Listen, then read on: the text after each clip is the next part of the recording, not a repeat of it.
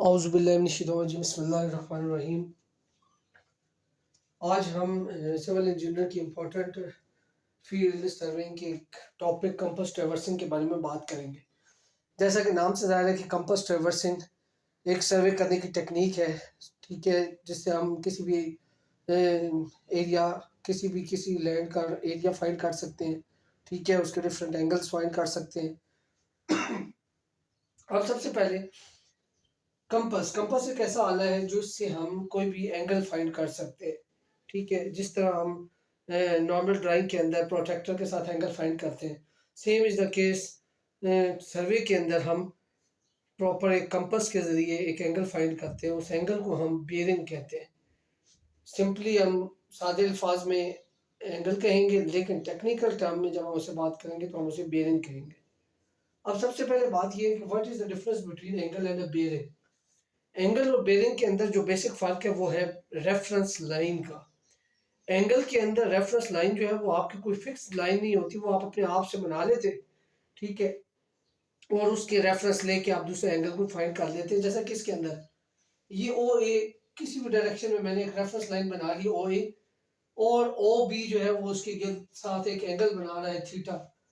तो ये जो ओ ए लाइन है ये कोई स्पेसिफिक रेफरेंस लाइन नहीं है, ये मैंने अपनी मर्जी से ड्रॉ कर दी है, ठीक है। जबकि इसी के बरक्स दूसरी साइड पे बेयरिंग के अंदर क्या है, बेयरिंग के अंदर ये नॉर्थ साइड है और ये ईस्ट है। नॉर्थ और ईस्ट जो है वो फिक्स पॉइंट्स हैं, फिक्स रेफरेंस पॉइंट्स हैं, वो हम अपने आप से ड्रॉ नहीं कर सकते। तो जो फिक्स रेफरेंस पॉइंट्स के अगेंस्ट आप कोई एंगल फाइंड करेंगे, उसको रेफरेंस बना के तो उसको आप बेयरिंग कहेंगे। जैसे कि अब इसके अंदर जो थीटा है ये आपके पास एंगल नहीं, बल्कि आप इसको टेक्निकल टर्म्स में बेयरिंग कहेंगे, ठीक हो गया। उसकी वजह यह है कि नॉर्थ वाला जो है ये एक फिक्स रेफरेंस पॉइंट है, जबकि यहाँ पे ओ ए फिक्स रेफरेंस पॉइंट नहीं था। अब ये है कि इंस्ट्रूमेंट जो इस्तेमाल करना है इस तरह इस ट्रैवर्सिंग की टेक्निक के अंदर वो ये है कंपास इस्तेमाल होती है। अब कंपास जो इस्तेमाल होती है वो दो तरह की कंपास है। एक है जी प्रिज्मेटिक कंपास और एक है सर्वेयर कंपास। ये दो तरह की कंपास ट्रैवर्सिंग के अंदर यूज होती हैं। अब जो भी रीडिंग या जो भी बेयरिंग हम फाइंड करेंगे प्रिज्मेटिक कंपास से, उसे हम कहते हैं होल सर्कल बेयरिंग। और जो भी एंगल या जो भी बेयरिंग हम फाइंड करेंगे सर्वेयर कंपास से, उसे हम कहेंगे रिड्यूस बेयरिंग। इसको हम WC भी लिख देंगे और इसको आर भी रिड्यूस बेयरिंग लिख देंगे, ठीक है। अच्छा, उसके बाद एक नीचे कॉन्सेप्ट छोटा सा और ये है कि ये FB का मतलब है फॉर बेयरिंग और BB का मतलब है बैक बेयरिंग। फॉर बेयरिंग और बैक बेयरिंग का कॉन्सेप्ट समझाने का मकसद इस ये था क्योंकि आगे जब मैंने होल सर्कल बेयरिंग और रिड्यूस बेयरिंग का आपको डिफरेंस बताना है तो उसके अंदर एक पॉइंट फॉर बेयरिंग और बैक बेयरिंग से रिलेटेड है, इस वजह से। अब सबसे पहले ये नॉर्थ पोजीशन है, इस नॉर्थ के साथ मैंने एक नॉर्थ को हम कहते हैं ये ट्रू मेरिडियन है, ठीक है। ट्रू मेरिडियन नॉर्थ के साथ एक लाइन एंगल बना रही है OA। जो एंगल नॉर्थ के साथ पहला एंगल बनता है उसको हमेशा कहा जाता है फॉर बेयरिंग। और जब मैं पॉइंट O से A की जानिब गया और A से मैंने वापस मुड़ के O को दोबारा देखा, तो मैं चूंकि 180 डिग्री पे वापस मुड़ा हूँ O को देखने के लिए, तो इसी वजह से फॉर बेयरिंग और बैक बेयरिंग के दरमियान जो डिफरेंस होता है वो 180 डिग्री एंगल का होता है। आगे थोड़ा सा आगे इसी वीडियो के अंदर एक एग्जांपल के साथ भी ये चीज़ प्रूव कर देंगे। अब आ जाए आगे होल सर्कल बेयरिंग और रिड्यूस बेयरिंग के डिफरेंसेस पे। सबसे पहली बात क्या है, होल सर्कल बेयरिंग के अंदर लिखा हुआ है one reference point which is north. इसका मतलब ये है कि ये आपके पास फ्रेम ऑफ रेफरेंस है जिसमें पहला क्वाड्रेंट, दूसरा, तीसरा और चौथा है। ये नॉर्थ पोजीशन है और ये दो एंगल मैंने इसके अंदर ड्रा किए हुए हैं। अब दोनों एंगल जो बने हुए हैं वो दोनों के दोनों स्टार्ट किस पॉइंट से हो रहे हैं, नॉर्थ से हो रहे हैं, क्योंकि होल सर्कल बेयरिंग में सिर्फ और सिर्फ एक रेफरेंस पॉइंट इस्तेमाल होता है और वो नॉर्थ है। जबकि रिड्यूस बेयरिंग के अंदर मैंने लिखा है कि टू रेफरेंस पॉइंट्स नॉर्थ और साउथ। अब नॉर्थ और साउथ टू रेफरेंस पॉइंट्स इस्तेमाल होंगे, इसलिए इस फ्रेम ऑफ रेफरेंस में ये क्वाड्रेंट 1, 2, 3 और 4 north point and south point, ठीक है, टू रेफरेंस पॉइंट्स हो गए। अब ये जो ऊपर वाले दोनों एंगल हैं ये नॉर्थ के रेफरेंस से है, ये दोनों एंगल जो है ये साउथ के रेफरेंस से। अब यहाँ पे एक पॉइंट इंपॉर्टेंट है कि हमने किस वक्त कौन सा रेफरेंस पॉइंट सिलेक्ट करना होगा, नॉर्थ किस वक्त सिलेक्ट होगा और साउथ किस वक्त सिलेक्ट होगा। अगर आपके एंगल्स, कोई भी एंगल अगर आपको गिवन है, वो अगर पहले या चौथे क्वाड्रेंट में गिवन होगा आएगा, लाई करता है, तो आप नॉर्थ को एज ए रेफरेंस इस्तेमाल करेंगे। अगर आपका कोई भी एंगल सेकंड या थर्ड क्वाड्रेंट में लाई करेगा तो आप साउथ को एज ए रेफरेंस पॉइंट इस्तेमाल कर देंगे, ठीक है। अच्छा, उसके बाद दूसरे पॉइंट पे क्या है जी, क्लॉकवाइज रीडिंग है होल सर्कल बेरिंग की।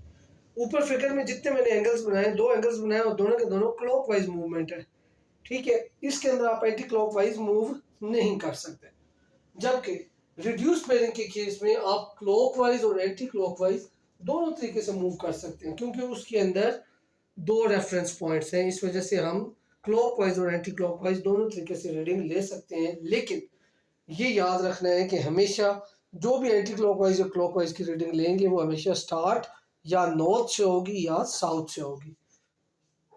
थर्ड पॉइंट आ गया।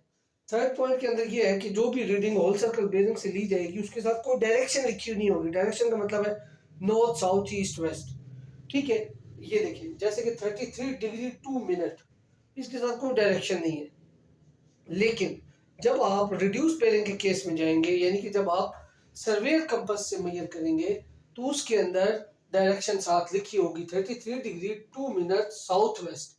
इट मींस कि ये angle 33 degree 2 minute reduce bearing के केस में थर्ड क्वाड्रेंट में लाई करेगा, जबकि यही एंगल होल सर्कल बेरिंग के केस में फर्स्ट क्वाड्रेंट में लाई करेगा, ठीक है।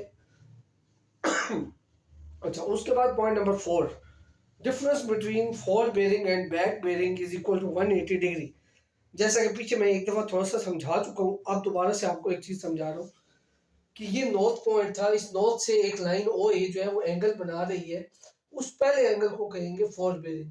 जब आप ओ से मूव करके पॉइंट ए पे जाएंगे और ए पे खड़े होकर अपने आप को 180 डिग्री पे वापस मोड़ेंगे ताकि आप दोबारा ओ पॉइंट को देख सके, तो वो ये जो 180 डिग्री पे आप वापस आते हैं, इस एंगल को बैक बेरिंग कहेंगे, ठीक है।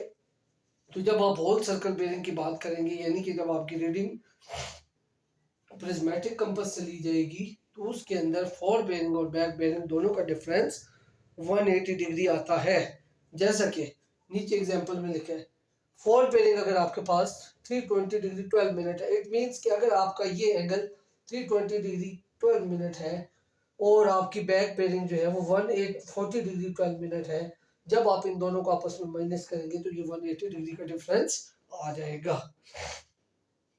अब बात करते हैं रिड्यूस बेरिंग के अंदर।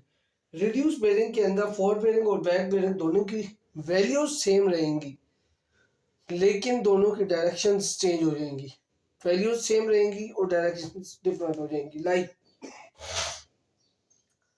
For bearing 65 degree 45 minute north east, it means कि ये फर्स्ट क्वाड्रेंट में लाई कर। तो बैक बेरिंग इसकी क्या आएगी 65 डिग्री, वैल्यूज बिल्कुल सेम है लेकिन डायरेक्शंस चेंज हो गई, यहाँ नॉर्थ ईस्ट था यहाँ साउथ वेस्ट हो गया। तो यहाँ पे ये पॉइंट भी नोट करने वाला है कि ये जो डायरेक्शंस चेंज होती हैं ये किस सिलसिले के लिहाज से होती हैं। ये इस तरह होती है कि अगर फर्स्ट क्वाड्रेंट में लाई करेगा एंगल फॉर बेरिंग, तो बैक बेरिंग थर्ड क्वाड्रेंट में आएगी। अगर फॉर बेरिंग थर्ड में होगी तो बैक बेरिंग फर्स्ट में आएगी, और अगर फॉर बेरिंग सेकंड में आएगी तो बैक बेरिंग फोर्थ में। अगर फॉर बेरिंग फोर्थ में तो बैक बेरिंग सेकंड में। इट मींस कि ये दोनों आपस में इस तरह क्रॉस की फॉर्म में इनकी डायरेक्शंस चेंज होती हैं, ठीक है। ये आज का टॉपिक था जी कंपास ट्रैवर्सिंग का, और उसके अंदर दो इंपॉर्टेंट बातें होल सर्कल बेरिंग और रिड्यूस बेरिंग डिस्कस की गई, उनके इंतहाई बेसिक पॉइंट्स, क्योंकि यही पॉइंट्स आगे जाके इनके न्यूमेरिकल के सॉल्व करने में आसानी पैदा करते हैं। जज़ाकल्लाह जी, बहुत शुक्रिया।